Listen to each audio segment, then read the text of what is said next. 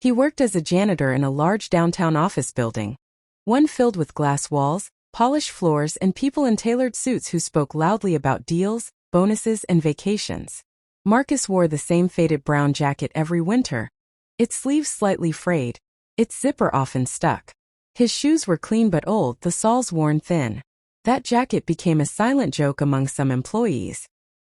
"Here comes Mr. Charity Case," one man once muttered as Marcus pushed his cleaning cart past the elevators. Another laughed. "I wonder if he even knows what's happening on these floors." Marcus heard them. He always did. But he never responded. He just nodded politely and continued his work. No one knew much about him, and most didn't care to find out. What they didn't know was that Marcus used to have a different life. Years ago, he had been a warehouse supervisor in Ohio, married with a young daughter named Lily. He had dreams, plans, and a small home filled with laughter. But life changed fast. A sudden factory closure took his job. Medical bills followed when Lily fell seriously ill. His marriage didn't survive the pressure. And when Lily passed away at the age of 7, Marcus felt like his world collapsed into silence.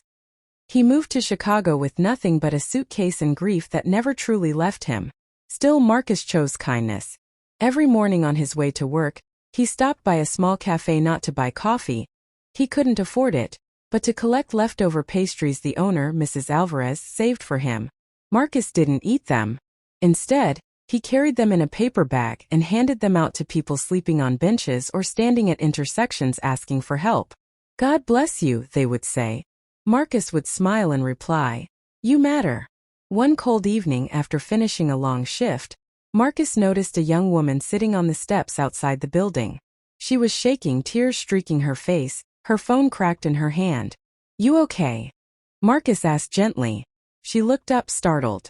Her coat was expensive, her shoes polished, but her eyes were full of fear. I got locked out," she said. "My ride canceled, my phone battery is dying, and I don't know what to do." Marcus didn't hesitate. He took off his jacket and wrapped it around her shoulders. "But you'll be cold," she protested. "I've been cold before," he said softly. "You'll be okay." He walked her to a nearby diner, bought her a cup of hot tea with the few dollars he had saved, and waited until her sister arrived. Before leaving, she asked his name. "Marcus," he said. She smiled through tears. "Thank you. I won't forget this."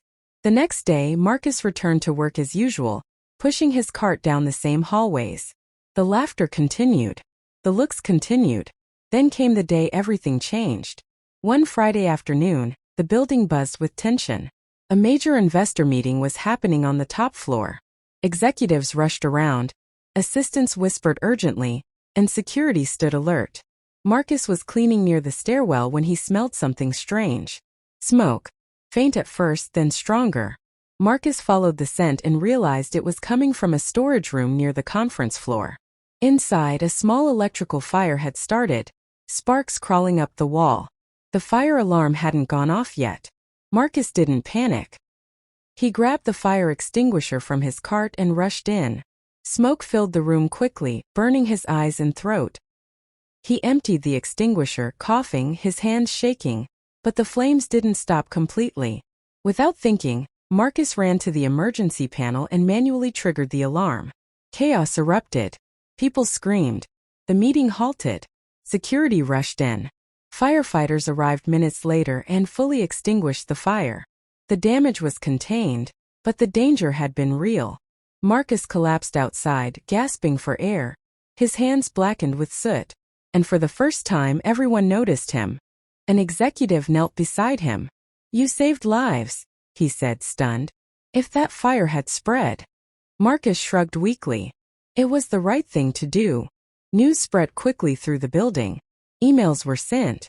Stories were shared. The same people who once laughed now whispered his name with respect. A week later, the building management called Marcus into a meeting. He walked in nervously, wearing his cleanest shirt, hands folded. The CEO stood up and said, "Marcus, we've reviewed your actions and your record. You've never missed a day of work. You've helped people without being asked. You acted when others didn't." They offered him a full-time facilities management position, better pay, benefits, and training opportunities. Marcus's eyes filled with tears. "Thank you," he whispered. But the story didn't end there. At the small ceremony held to honor him, a woman approached Marcus with a familiar smile. It was the young woman from the steps. "I'm Emily," she said. "My father is on the board here. I told him what you did for me that night. And when he heard your name after the fire, everything connected." Marcus was speechless. Emily continued, "You didn't help me because of who I was. You didn't know. That's real kindness." From that day on, Marcus's life slowly transformed. Not into luxury but into dignity. He moved into a modest apartment with sunlight streaming through the windows. He volunteered at shelters on weekends.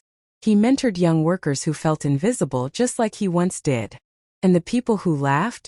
They learned something they never forgot. That kindness has no bank balance. That dignity doesn't wear expensive clothes. And that the quietest people often carry the strongest hearts.